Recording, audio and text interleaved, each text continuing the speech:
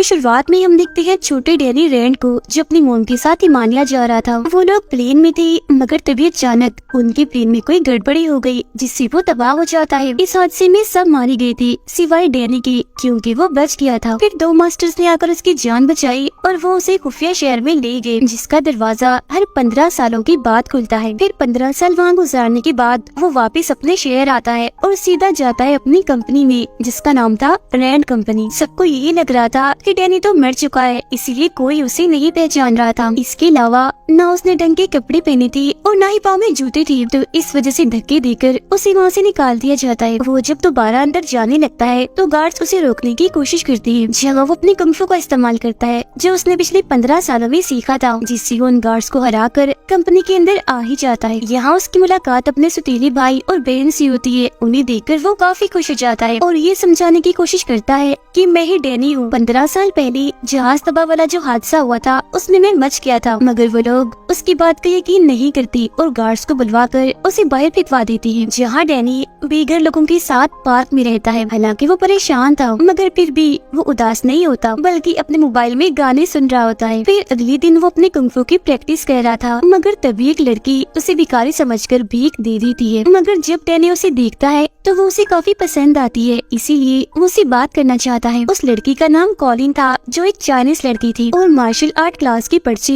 हर जगह पर लगा रही थी। डैनी फिर उससे बात करता है और जॉब मांगते हुए कहता है कि मैं मार्शल आर्ट और कुंग फू में काफी माहिर हूँ, तो मुझे रख लो, मैं काफी अच्छे से सबको सिखाऊंगा और ट्रेन करूंगा, जिससे तुम्हारा बिजनेस में डबल हो जाएगा। जिस पर वो मना कर देती है, कहती है ये मेरा बिजनेस है न कि तुम्हारा, तो तुम इस बारे में मत सोचो। इसके बाद उसका सुतीला भाई एक खुफिया जगह पर जाता है जहाँ उसके डैड होते हैं, और ये बात काफी अजीब थी, क्योंकि उसके डैड तो कुछ सालों पहले कैंसर की वजह से मर गए थे। मगर सच तो ये है कि वो मरी नहीं थी, बल्कि किसी वजह से वो बच गई थी और पीछे से अपनी कंपनी को चला रही थी, मतलब किसी की भी नजर में आए बगैर। जो बात उसे यानी इसकी बेटी को बिल्कुल भी पसंद नहीं है। वो यहाँ अपने डैड को अपने सुतीले भाई डैनी के बारे में बताता है। फिर डैनी अपनी सुतीली बहन से मिलने जाता है, जहाँ वो उसकी चाय में कुछ मिला देती है, जिससे वो बेहोश हो जाता है। और फिर अगले सीन में उसकी आँख एक मेंटल हॉस्पिटल में खुलती है, जहाँ डॉक्टर उसे हिमालय के बारे में पूछते हैं। यानी जब वो अपनी माँ के साथ जा रहा था तो वो उन्हें हिमालय की तो नहीं, बल्कि उस खुफिया शहर और कुंग फू के बारे में बताता है, जो सुन डॉक्टर उसे पागल समझते हैं। अब डैनी को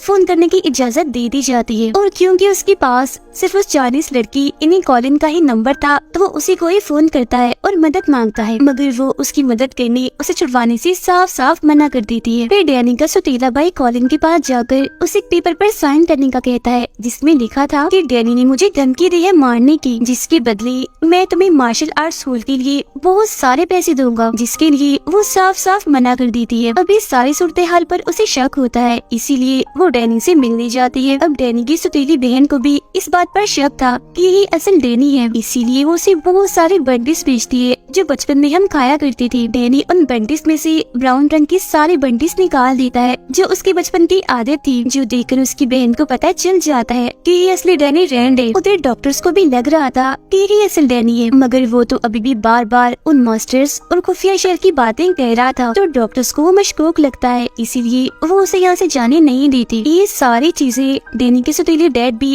कैमरास के जरिए देख रहे थे। उसे डैनी अपनी कंपनी के लिए खतरा लग रहा था, तो वो उसे उठवाने के लिए अपने कुछ गुंडे भेजती है, मगर वो उनसे काफी लड़ता है और अपने कुंग फू स्टाइल में उन्हें काफी मारकर हरा देता है। जिसके बाद वो अपनी आयरन फिस्ट वाले स्टाइल से मुक्का मारकर हॉस्पिटल का दरवाजा तोड़ देता है और वहाँ से भाग जाता है। जिसके बाद वो सीधा जाता है कॉलिन के स्कूल, उसे भी वो कराटे में हरा देता है, वो भी बड़ी आसानी से, जिस बात से कॉलिन काफी खुश हो जाती है और उसे कुछ कपड़े और यहाँ रहने की इजाजत दे देती है। जिसके बाद वो अपनी सुतीली बहन से मिलने जाता है, जहाँ वो उसे 100 मिलियन की ऑफर देती है। साथ ही ये भी कहती है, मगर तुम्हें अपना नाम बदल कर रहना होगा, ताकि तुम कंपनी के लिए कोई मुसीबत, कोई खतरा न बन सको। मगर डैनी को ये बात बिल्कुल भी पसंद नहीं आती। अब वो एक लॉयर यानी एक वकील से मिलता है, और क्योंकि वो भी पहले रैंड कंपनी में काम करती रही, तो डैनी उसे जानता है। वो उसे कुछ ऐसे सवाल पूछती है जो सिर्फ डैनी को ही पता थे, और जब वो उन सवालों के ठीक जवाब देता है तो उसे ये बात कंफर्म हो जाती है कि यही असली डैनी है। अब ये लॉयर डैनी की मदद करने वाली थी, ताकि कंपनी वापस डैनी को मिल जाए, और ये बात भी सबके सामने वो ले आए कि ये असली डैनी रैंड है। लेकिन उसका सुतीला भाई अपने गुंडे भेजकर वो सारे क्लोज सबूत मिटा देता है, जिससे ये बात साबित होती कि ये असली डैनी है। मगर डैनी को यहाँ मदद मिल जाती है अपनी सुतीली बहन की तरफ तरफ से उसकी बहन ने उसके लिए एक चीज बनाई थी जिस पर डैनी की उंगलियों के निशान थे जो अब वाले डैनी से मैच हो जाते हैं। और आखिरकार ये बात साबित हो ही जाती है कि यही असली डैनी है, जिसके बाद उसे कंपनी का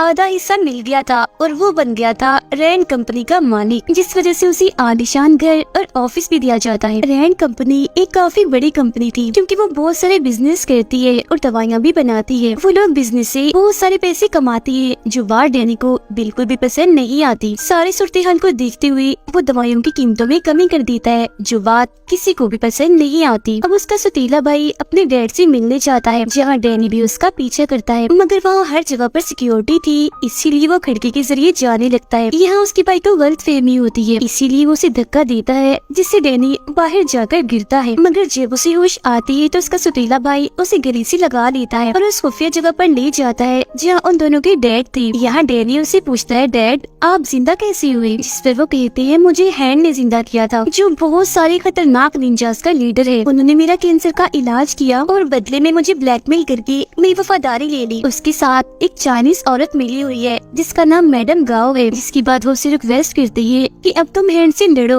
और सबको बचा लो और अपनी कंपनी को भी। अगले दिन वो अपनी बहन के साथ था मगर वो उसे अपने डैड के बारे में कुछ नहीं बताता। फिर जब वो जा रही थी तो कुछ गुंडे आकर उन पर हमला कर देती है और उसकी बहन को अगवा करने की कोशिश करने लगती है। तब डैनी उनको रोकता है और काफी बहादुरी से उनका मुकाबला करता है। वो लोग उससे एक कुल्हाड़ी जैसे हथियार से लड़ रही थी मगर वो फिर भी डैनी के सामने टिक नहीं पाते। एक एक करके वो उन्हें टिकाने लगाता रहता है जिससे वो अपनी बहन को अगवा होने से बचा लेता है। अब ये दोनों बहन भाई जाते हैं कॉलिन के पास उस मैडम गाँव का पता लगवाने, क्योंकि वो भी चाइनीज थी तो हो सकता है कि कॉलिन उन्हें जानती हो, यानी जिसके बारे में उनके डैड ने बताया था। अब उनकी ये बात सच भी हो जाती है क्योंकि कॉलिन उन्हें एक चाइनीज होटल के बारे में बताती है जिसके लीडर से डैनी बात करने जाता है। तब वो बताता है कि रैंड कंपनी के साथ हमारी एक डील हुई थी मगर तुम्हारी बहन ने डील हमसे तोड़कर किसी और से कर ली, मतलब कि हमारे साथ धोखा किया। मगर जब डैनी उन्हें हैंड के बारे में बताता है तो उन लोगों का मुंह बंद हो जाता है और फिर वो लोग वहाँ से चले जाते हैं। मगर बाद में वो लोग डैनी को एक पार्सल भेजते हैं जिसमें हैंड का ही बनाया हुआ एक ड्रग, एक नशा था, साथ ही एक लोगो, एक निशान भी था जो आयरन फिस्ट के ड्रैगन का था जो डैनी के सीने पर भी बना हुआ था। फर्क सिर्फ इतना था कि उसमें पंख नहीं थे। इसके बाद हम देखते हैं कि मैडम गाओ इन्हें जो हैंड के साथ मिली हुई है इस ड्रग नशे के काम में, वो अपने बिजनेस को इतना ऊपर ले गई है कि अब किसी को भी ड्रग लेने के लिए पाउडर या इंजेक्शन का इस्तेमाल नहीं करना पड़ेगा, बस स्टिकर लगाओ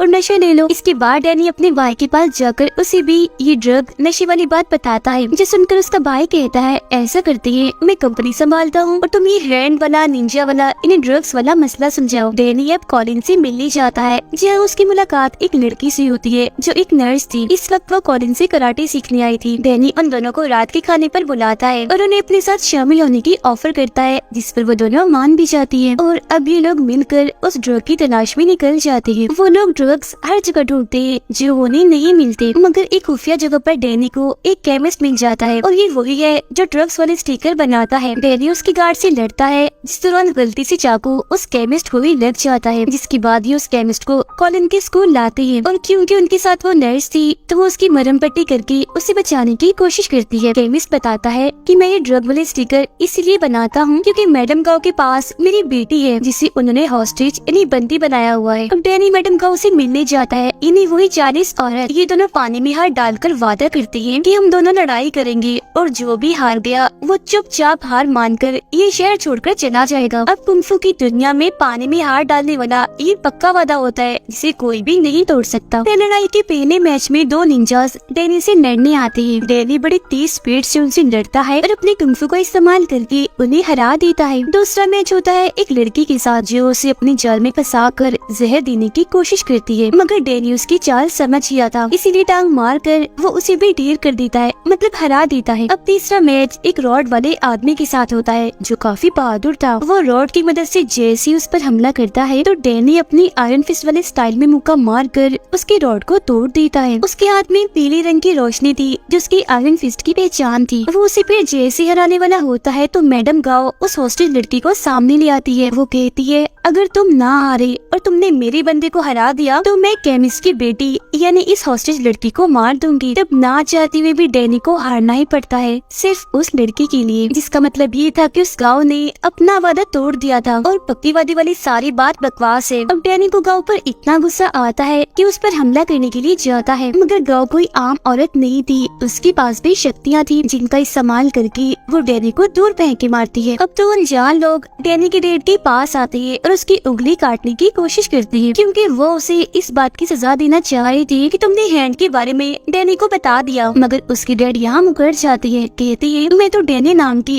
किसी इंसान को जानता तक नहीं और तुम उसे मेरा बेटा बना रहे हो। तभी इधर डैनी भी आ जाता है, जिसे देखकर उसके डैड फौरन उन गुंडों पर हमला कर देती है। डैनी भी इनसे लड़ता है और उन्हें मारकर अपने भाई को इनकी लाशों को ठिकाने लगाने का काम देता है। अब अगले दिन डैनी ने अपने सीनियर्स को एक खत देना था जो बहुत जरूरी था, मगर वो खत की बजाय उन्हें अपना लेक्चर देता है, जिसमें वो उन्हें उस खुफिया जगह जहाँ उसने बचपन गुजारा और मास्टर्स के बारे में बताता है। तब इस बात से गुस्सा होकर सीनियर्स उन तीनों बहन भाइयों को ही कंपनी से हटा देती है। इस बात से डैनी की बहन को काफी बुरा लगता है और वो कंपनी के लिए लड़ना चाहती थी, जबकि उसका भाई तो छुट्टियों पर जाने का प्लान कर रहा था। लेकिन जब वो अपना बैंक अकाउंट देखता है तो वो जीरो था, क्योंकि उसके डैड ने उसके सारे पैसे ले लिए थे ताकि वो यहाँ से कहीं न भाग सके। उसे इस बात से काफी गुस्सा आ गया था, इसीलिए अपने डैड पर चाकू से हमला कर देता है और उन्हें उसी गटर में फेंक देता है जहाँ डैनी के कहने पर गुंडों को फेंका था। अब डैनी को अपने डैड पर ही शक होने लगा था, इसीलिए वो उनके बारे में छानबीन करता है, जिससे उसे पता चलता है कि उसके डैड की चाइना में एक कंपनी है जो भी हैंड चला रहा है। जिसके बाद वो प्लेन के जरिए चाइना पहुंचकर सीधा उस कंपनी में आ जाती है। यहाँ पर मैडम गाओ भी थी। अब कॉलिन एक औरत के साथ बड़ी जबरदस्त तलवारबाजी कर रही थी, जिसके अंदर बार बार कॉलिन ने उसे हरा रही थी। डैनी भी एक आदमी से लड़ता है और उसे काफी मारता है, फिर वो उन्हीं की तलवारों को उनमें ही घुसाकर मार देता है। उन सबकी लाशों को देखकर डैनी समझ जाता है कि मेरी मॉम की मौत की जिम्मेदार गाओ ही है, इसीलिए पायलट को ड्रग दिया था जिससे प्लेन उसे संभला नहीं और वो तबाह हो गया। ये जानकर तो डैनी को इतना गुस्सा आ गया था कि वो अपने आयरन फिस्ट वाली अंदाज में जोर से दरवाजे पर मुक्का मारता है। वो सीधा जाता है मैडम गाओ के पास और अभी उसे होस्टेज बना लेता है, मतलब कि उसे पकड़ लेता है। अब 3 दिन के बाद गटर में हलचल होती है, जहाँ से जिंदा होकर डैनी और उसके सौतेली बहन भाई के डैड बाहर आते हैं, जो काफी अजीब लग रहा था कि पता नहीं जब से हैंड ने उन्हें ठीक किया वो तो जैसे अमर बन गई, मर ही नहीं रही थी। वो बाहर आकर सीधा जाते हैं अपने बेटे यानी डैनी की भाई के पास और उसे कहते हैं मैंने तुम्हें माफ कर दिया, अब तुम भी मुझे माफ करके सुलह कर लो। मगर वो नहीं मानता, यानी वो अपने डैड से सुलह नहीं करता। तब उसे मजा चखाने के लिए उसके डैड उसकी गाड़ी में ड्रग्स रख देते हैं, जिससे पुलिस उसे पकड़ लेती है। वो ड्रग्स लेता रहता था तो मेडिकल रिपोर्ट से भी ये बात साबित हो ही जाती है कि ये ड्रग उसी का है। वो पुलिस को काफी समझाने की कोशिश करता है कि ये मेरे डैड की जान है, वो मुझे फंसा रही है, मगर कोई भी उसकी बात का यकीन नहीं करता, क्योंकि उसके डैड की तो काफी साल पहले कैंसर की वजह से मौत हो गई है और वो तो जेल भी हो गया था। इसीलिए उसके डैड अपनी बेटी को अपने काम के लिए इस्तेमाल करते हैं, उसे अपना राज भी बता देती है, जो सुनकर वो हैरान तो थी मगर काफी खुश हो गई थी, क्योंकि उसे लग रहा था कि मुझे मेरे डैड मिल गए, मगर वो उसे सिर्फ अपना मकसद निकलवाना चाहती थी। डैनी ने मैडम गाओ को कॉलिन के स्कूल में कैद किया हुआ था। कॉलिन की हालत काफी खराब हो जाती है, क्योंकि उसे जहर की एक गोली लग गई थी और ये वही जहर था जिसे गाओ भी इस्तेमाल करती है। कॉलिन मरने ही वाली थी, मगर तभी इधर एक डॉक्टर आकर उसका इलाज करता है और मरने से उसे बचा लेता है। ये डॉक्टर दरअसल एक कॉलेज में प्रोफेसर भी था और इसने ही कॉलिन को कुंफू सिखाया था। यहाँ हो और डैनी दोनों कुंफू करने लगती है और फिर डैनी को भी अपने कॉलेज में प्रोफेसर बनने के लिए कहता है। अब डैनी को गाँव से पता चलता है कि ये डॉक्टर ठीक नहीं है, क्योंकि ये भी हैंड के लिए काम करता है। ये सुनकर डैनी को काफी अजीब लगता है, इसीलिए वो उनके सिस्टम को चेक करने जाता है, जहाँ उसे बहुत सारे कंप्यूटर्स मिलते हैं। उसे समझ नहीं आता कि ये यहाँ क्यों है, मगर वो ये सोचकर उन्हें तोड़ने लगता है कि ये हैंड की हैं तो बुरे ही होंगे। मगर तभी इधर वही डॉक्टर आ जाता है, कहता है ओ पागल, ये क्या किया, मेरी सारी फेवरेट मूवीज थी इसमें जिसे तुमने तोड़ दिया। जिसके बाद इन दोनों में लड़ाई होने लगती है। जिस लड़ाई के दौरान यहाँ एक लड़का आ जाता है जो दरअसल डैनी का ही साथी था, इसीलिए वो उसकी साइड से डरने लगता है। ये असल में डैनी के साथ उसी खुफिया जगह में रहा है। वो डॉक्टर की बहुत सारे गुंडों को मारते हैं, मगर जब यहाँ से निकलने की कोशिश करते हैं तो सारे दरवाजे बंद कर दिए गए थे, इसीलिए वो यही फंस जाते हैं। अब डॉक्टर अपने बहुत सारे कुंफू के माहिर लोगों को डैनी से लड़ने भेजता है। डैनी भी यहाँ अपनी आयरन फिस्ट को ऑन करने की कोशिश करता है, मगर अब की बार आयरन फिस्ट वाला रूप उसके अंदर नहीं आता। मगर फिलहाल उसे इसकी जरूरत थी भी नहीं, क्योंकि वो वैसे भी काफी बहादुर था और ऐसी मामूली कुंफू के माहिर उसका कुछ बिगाड़ नहीं सकती थी। कॉलिन डैनी की मदद करती है, सारे दरवाजे खोल देती है। जहाँ डैनी का साथी उसे कहता है वापस उस खुफिया शहर में आ जाओ जो मास्टर्स रहते हैं, जिन्होंने बचपन में तुम्हारी जान बचाई, क्योंकि यही आयरन फिस्ट का काम होता है, उस जगह की हिफाजत करना। उधर डैनी के डैड को जब ये बात पता चलती है कि हैंक हमारे ही बैंक अकाउंट इस्तेमाल कर रहा है, तो वो सारे अकाउंट्स खाली करने का फैसला करती है ताकि हैंक को बर्बाद कर सके। डॉक्टर अब कॉलिन को पकड़ लेता है और जब उसे ये बात पता चलती है कि इसने भी हैंक को मरवाने के लिए डैनी का साथ दिया, तो वो अपने साथियों को कहता है कि इसे मार दो, और वो भी बहुत बुरे तरीके से। मगर वो कैसे भी करके खुद को आजाद कर लेती है और वहाँ से निकल जाती है। जब वो बाहर गुंडों से लड़ रही थी तो तभी इधर डैनी आ जाता है और कॉलिन को संभालता है। जेल में डॉक्टर डैनी के सौतेले भाई से मिलने चाहता है और ऑफर करता है अगर तुम्हारे डैड को मार दिया जाए तो मैं तुम्हें कंपनी का चीफ बना दूंगा, क्योंकि अब कंपनी मैं ही संभाल रहा हूँ। तो वो डॉक्टर की बात मान लेता है और ये लोग उस खुफिया जगह पर हमला करती है जहाँ उनकी डैड रहती थी। यहाँ का डैनी का सौतेला भाई कहता है मेरे डैड को मार दो, लेकिन मेरी बहन को कुछ मत करना। तब डॉक्टर उसकी बहन की तरफ गन से इशारा करता है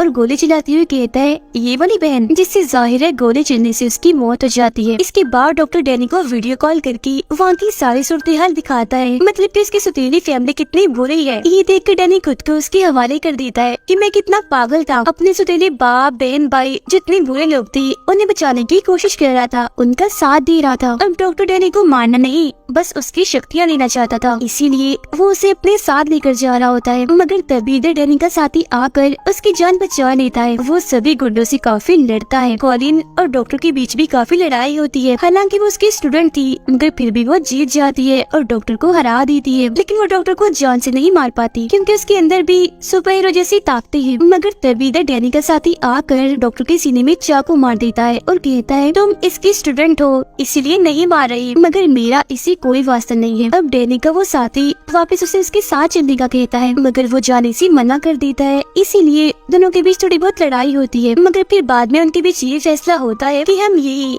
इसी शहर में ही रहेंगे। मगर जैसे ही वो पीछे आते हैं तो देखती है कि डॉक्टर की लाश वहाँ नहीं है, वो गायब हो गई है। अगले सीन में कॉलिन और डैनी साथ में ही थे। तभी उसके पास उसके सौतेले भाई का मैसेज आता है जो कहता है जल्दी करो यहाँ से निकलो। अब इससे पहले वो कुछ समझ पाता तभी कुछ कमांडो आकर इन पर हमला कर देती है, मगर यहाँ दोनों ही अपनी कुंफू की महारत का इस्तेमाल करके सभी को काफी मारते हैं और आखिरकार बच जाते हैं। अब यहाँ पता चलता है कि हैंड और कोई नहीं बल्कि डॉक्टर था, मगर क्योंकि वो तो मर गया था इसलिए कंपनी संभालने वाला कोई नहीं था। लेकिन फिर सबको हैरान करते हुए यहाँ वापिस ही डैनी का सौतेला बाप आ जाता है। जी हाँ, बिल्कुल वो मरा नहीं था, बल्कि हमेशा की तरह दोबारा से जिंदा हो गया था और सारे उल्टे कामों के पीछे उसका ही हाथ था और वो खुद भी हैंड के साथ मिला हुआ था। सारी सच्चाई जानने के बाद डैनी अपने सौतेले डैड जो असली विलन था उसे लड़ने चाहता है, मगर वो भी चुप बैठने वाला कहाँ था। उसने भी सारी तैयारी की हुई थी डैनी को रास्ते से हटाने की, मगर इसके बावजूद भी डैनी ऑफिस की खिड़की तोड़कर अंदर आ ही जाता है, वो भी अपने आयरन फिस्ट वाले रूप में और बिल्कुल वैसे अंदाज में। पीछे से कॉलिन डैनी के सौतेले भाई को मारने जाती है, मगर वो बच जाता है क्योंकि ठीक वक्त पर वो पीछे मुड़ गया था। अब यहाँ डैनी अपनी फुल ताकत का इस्तेमाल करके जोर से अपना आयरन फिस्ट वाला मुक्का जमीन पर मारता है, जिससे सारे लोग और टूटे हुए शीशे के टुकड़े हवा में उड़ने लगते हैं। उधर डैनी के भाई को भी अपने डैड के खिलाफ सबूत मिल गए थे। उनका सौतेला बाप जब वहाँ से भागने की कोशिश करता है तो डैनी उसका पीछे करता है। जी हाँ, दोनों एक दूसरे से पाइप के जरिए लड़ते हैं, जिसके बाद डैनी उसे एक तीसरी पाइप में घुसा देता है, मतलब पाइप उसकी आर पार कर देता है। वो जान से नहीं मरता क्योंकि उसके अंदर भी सुपर हीरोज वाली शक्तियाँ थी। जिसके बाद डैनी यहाँ से जाने लगता है, लेकिन क्योंकि उनका बाप विलन है तो वो पीछे से डैनी पर गोली चलाता है, मगर वो अपना आयरन फिस्ट वाला हाथ आगे करके गोली रोक देता है। इसी बीच उसका भाई आकर अपने डैड को गोली से शॉट कर देता है, जिससे वो नीचे जाके गिरता है और वो दोबारा से जिंदा ना हो जाए इसलिए लोग उसे जला देते हैं। जिसके बाद सब कुछ ठीक हो जाता है। डैनी के सौतेले भाई को कंपनी वापस मिल गई थी और अपने जालिम धोखेबाज बाप से उसकी जान छूट गई थी। डैनी की सौतेली बहन को हम देखते हैं जो मरी नहीं थी बल्कि उस गोली से जिंदा बच गई थी और अब वो डैनी के साथी के साथ थी। उनके उनके पास ही डॉग भी बैठी थी जो उनकी बातें सुन रही थी। अब हम डैनी को देखते हैं जो कॉलिन के साथ मास्टर की उसी खुफिया जगह पर जाता है ये चेक करने के लिए कि सब ठीक है ना, मगर वहाँ उसे अपने बहुत सारे मास्टर्स की लाशें मिलती है जो देख उसे बहुत बुरा लगता है। और बस इधर ही सीजन 1 खत्म हो जाता है।